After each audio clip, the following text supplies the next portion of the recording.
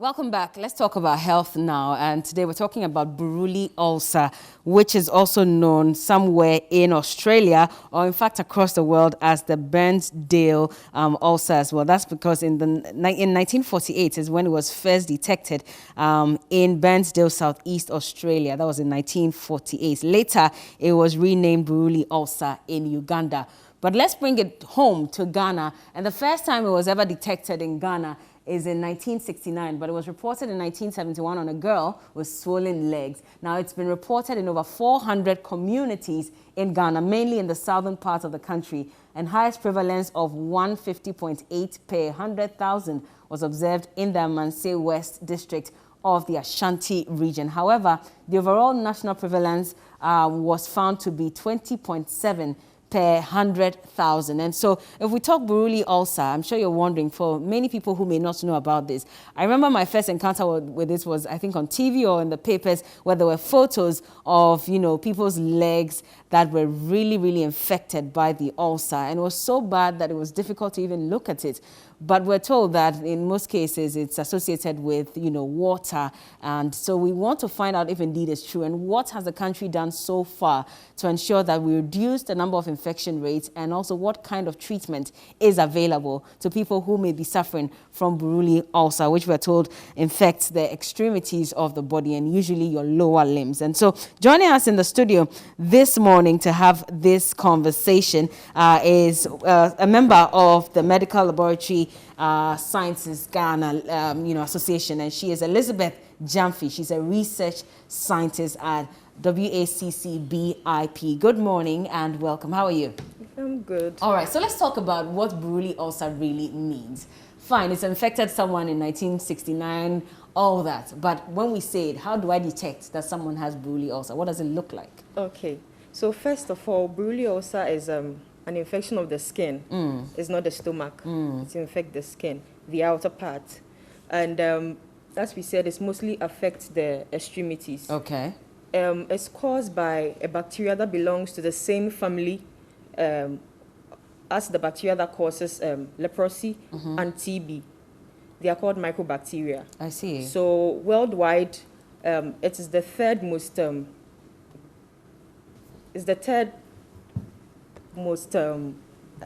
common disease that is associated with mycobacteria. So we have TB first, we have leprosy, and then we have Buruli ulcer. But in Ghana, Buruli ulcer is second.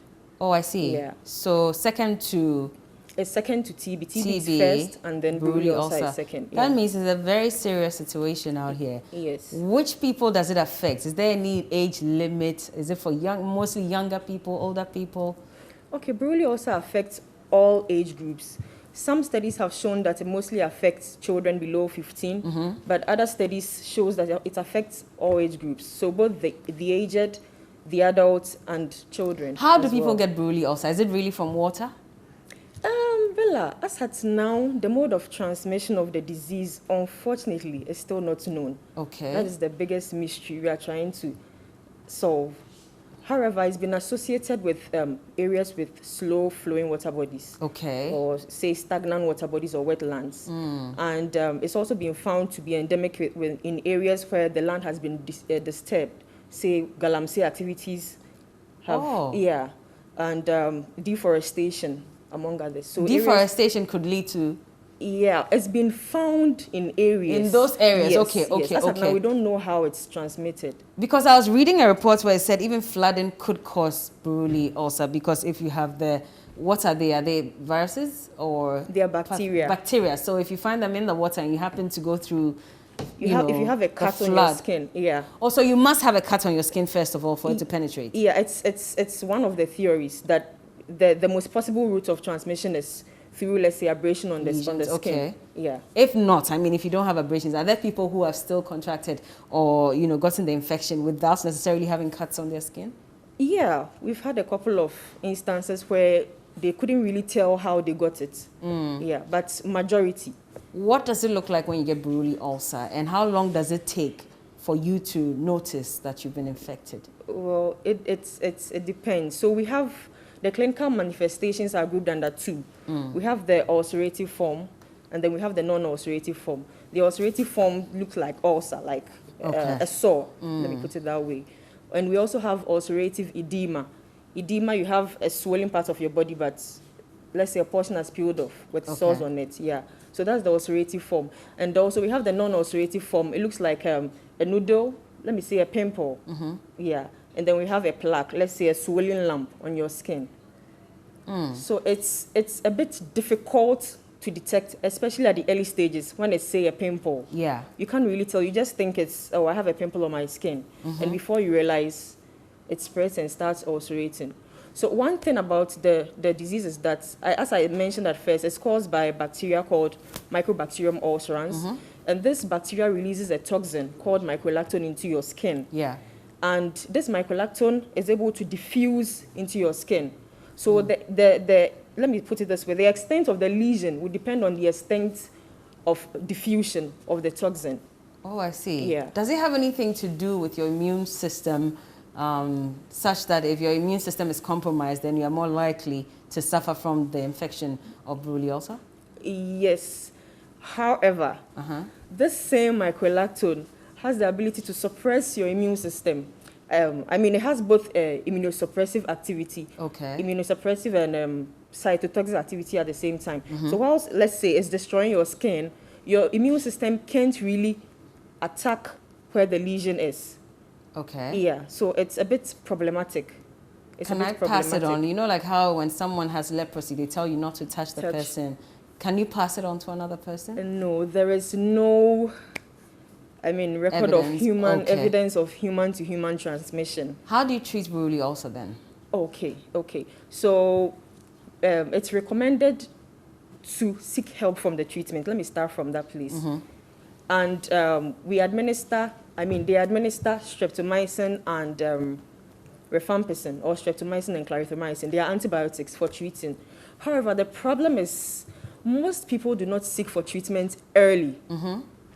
At the early stage, you have just a pimple. Oh, this is nothing. Yeah. It starts spreading. This is nothing. By the time they come to the hospital, you have a very large lesion. And then it becomes very, very difficult to treat. You take the antibiotics to kill the bacteria. Yeah. But you have to deal with the wound.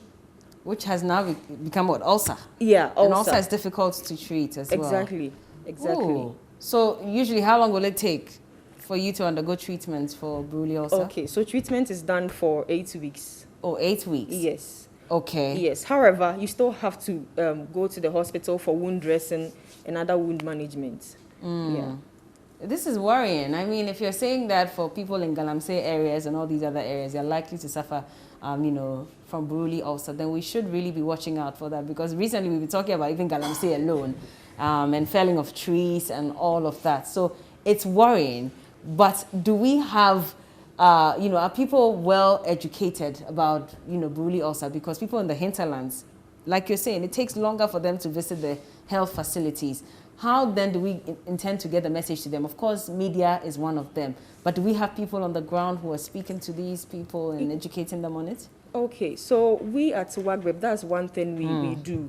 So I remember 2 years ago, we went to Amansia Central District, and then we had this workshop where we trained the health workers on early detection and diagnosis of the disease. And we also had the opportunity to also speak to members in the community to help them to detect these lesions early, so that they can be treated early to prevent.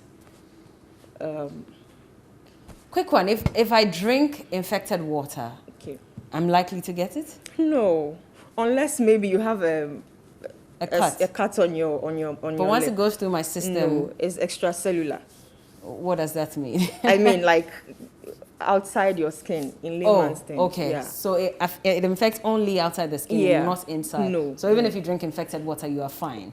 All right. Well, that's it for the conversation on Buruli ulcer. Maybe another time we'll bring her back so we can delve deeper into it, and some of you can share your experiences. But I've been speaking to Elizabeth Jamfi. She's a research scientist at WACCBIP. WACBIP. Yeah. West Africa Center for Cell Biology of Infectious Pathogens. Okay. And also a medical laboratory scientist at SynLab Ghana Limited. Thank you so much for joining us this morning. Also, quick happy birthday